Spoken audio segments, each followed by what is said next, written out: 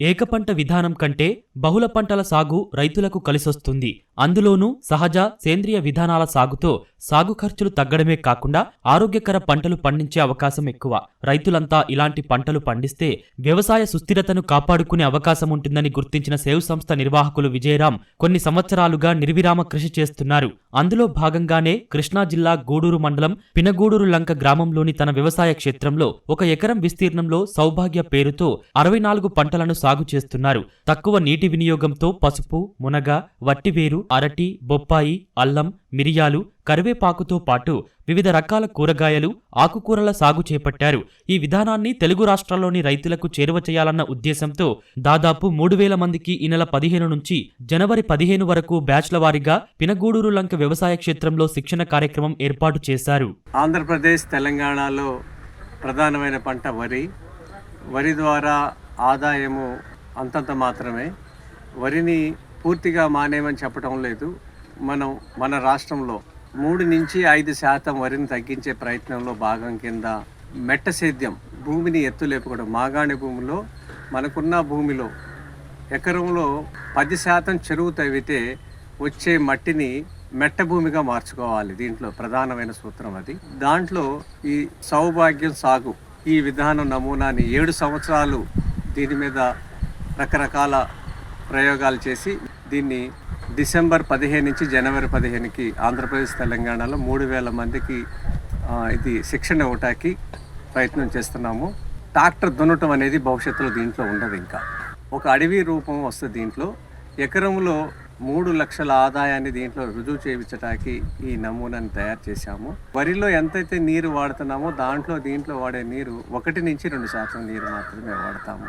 మనకున్న చెరువుని తీసుకొని రెయిన్ గన్ సిస్టమ్ ద్వారా చేసుకోవచ్చు, ఫ్లడ్ ఇరిగేషన్ ద్వారా చేసుకోవచ్చు.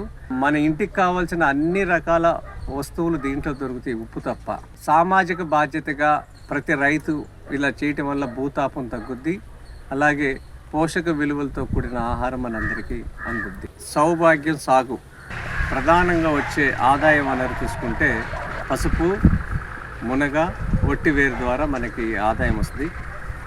ప్రతికూల వాతావరణంలో కూడా మనకి వరదలు, తుఫాన్లు వచ్చినా సరే బయటపడేటకి దీని ద్వారానే మనకి 3 లక్షల ఆదాయం వస్తుంది.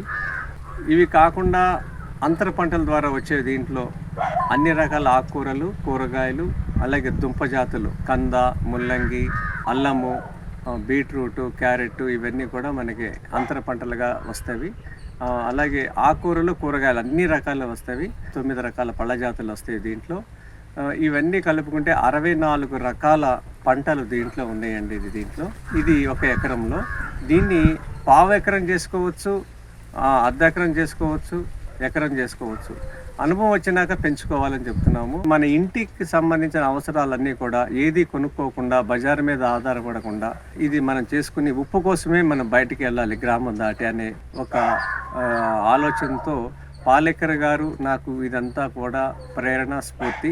మన వాతావరణం, మనకున్న నీటి వనరులు, మనకున్న వర్షపాతం, మనకున్న సవాళ్ళు వీటిని దృష్టిలో పెట్టుకుని 7 సంవత్సరాలు దీని మీద చాలా పరిశోధన చేసి దీని రూపం తీసుకురావడం జరిగింది. సౌభాగ్యం అంటే ఆరోగ్యం, ఇంకో అర్థం అదృష్టం.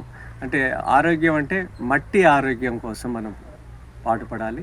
మట్టి ఆరోగ్యం అంటే మన ఆరోగ్యం ఉంటుంది. మన ఆరోగ్యం అంటే సూక్ష్మజీవుల ఆరోగ్యం, వానపాముల ఆరోగ్యం.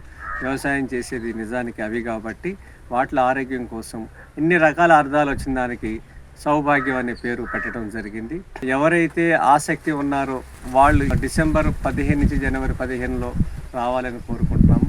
అది రాకపోయినా, ఆ సమయం కుదరకపోయినా మీరు ఫిబ్రవరిలో రావచ్చు, మార్చిలో రావచ్చు, ఎప్పుడైనా రావచ్చు, వచ్చి చూడొచ్చు దీన్ని. తక్కువ నీటి వినియోగంతో బహుళ పంటల విధానం రైతులను ఆర్థికంగా నిలబెడుతుందని, కాబట్టి అవకాశమున్న రైతులు శిక్షణ కార్యక్రమాన్ని సద్వినియోగం చేసుకోవాలని విజయరాం కోరుతున్నారు.